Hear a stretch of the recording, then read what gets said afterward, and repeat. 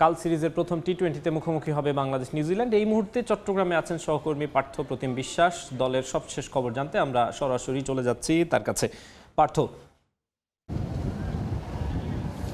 One day series জয় করে আসলে উজ্জীবিত কিন্তু টাইগাররা, সেক্ষেত্রে এখন টি-20 সিরিজ জয়ের পালা এবং টি-20-র যে প্রথম ম্যাচ সেটা কিন্তু আগামীকাল চট্টগ্রামের যে সাগরিকা স্টেডিয়াম সেখানে কিন্তু অনুষ্ঠিত হবে এবং সেক্ষেত্রে আজকে সকাল থেকেই আমরা দেখেছি বাংলাদেশ দল অনুশীলন করেছে। একটু জানিয়ে রাখি, চট্টগ্রামে কিন্তু প্রচণ্ড গরম এবং সেই গরমে কিন্তু হাঁসফাঁস করছে সাধারণ মানুষজন।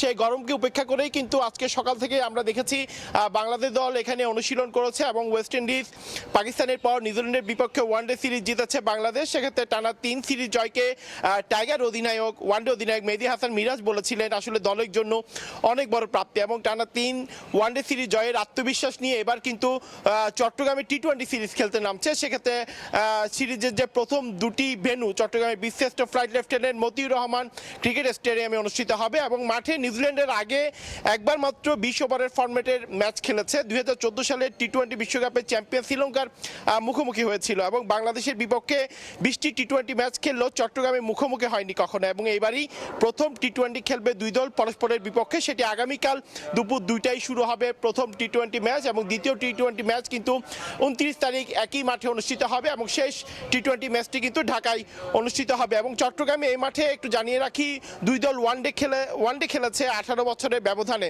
ফলে 2026 সালের এই প্রথম টি-20 ম্যাচ খেলবে বাংলাদেশ এবং সেক্ষেত্রে আমরা দেখেছি আজকে বাংলাদেশ দলে যারা টি-20 স্কোয়াডে ছিল সবাই কিন্তু আমরা দেখেছি দীর্ঘক্ষণ আসলে ব্যাট অনুশীলন করেছে, বোলিং অনুশীলন করেছে। যারা দলে ছিল তারা সবাই কিন্তু আসলে ভালোভাবে অনুশীলন করার চেষ্টা করেছে। যদিও প্রথম টি-20 ম্যাচে এখানে সুযোগ দেওয়া হয়নি মুস্তাফিজুর রহমান, তাসকিন আহমেদ এবং নাহিদ রানাকে এবং ওয়ানডে অধিনায়ক মেহেদী হাসান মিরাজও নেই, তবে টেস্ট অধিনায়ক নাজমুল হোসেন শান্তও নেই স্কোয়াডে এবং বিপিএলে দারুণ বোলিং করে জাতীয় দলে প্রথমবার সুযোগ পেয়েছেন সুইমিং অলরাউন্ডার আব্দুল গাফফার সাকলাইন এবং এশিয়ান গেমসে খেললেও কোনো আন্তর্জাতিক সিরিজে এবারই প্রথম ডাক পেয়েছে ডানহাতি পেসার রিপন মণ্ডল। কিছুক্ষণ আগেই বাংলাদেশ দলের অধিনায়ক লিটন দাস কথা বলেছেন, তিনি আমাদেরকে আসলে গণমাধ্যম কর্মীদের জানিয়েছেন আসলে সাগরিকার এই স্টেডিয়ামে কিন্তু প্রথম ম্যাচে আসলে জয় ভিন্ন অন্য কোনো কিছুই ভাবছে না বাংলাদেশ। সেক্ষেত্রে বোলার এবং ব্যাটসম্যানরা যদি ভালো করতে পারে সেক্ষেত্রে অবশ্যই নিউজিল্যান্ডের বিপক্ষে প্রথম টি-20 ম্যাচে জয় পেতে চায় টার্গেটটা। তো এই ছিল আমার কাছে এখনো পর্যন্ত সাগরিকা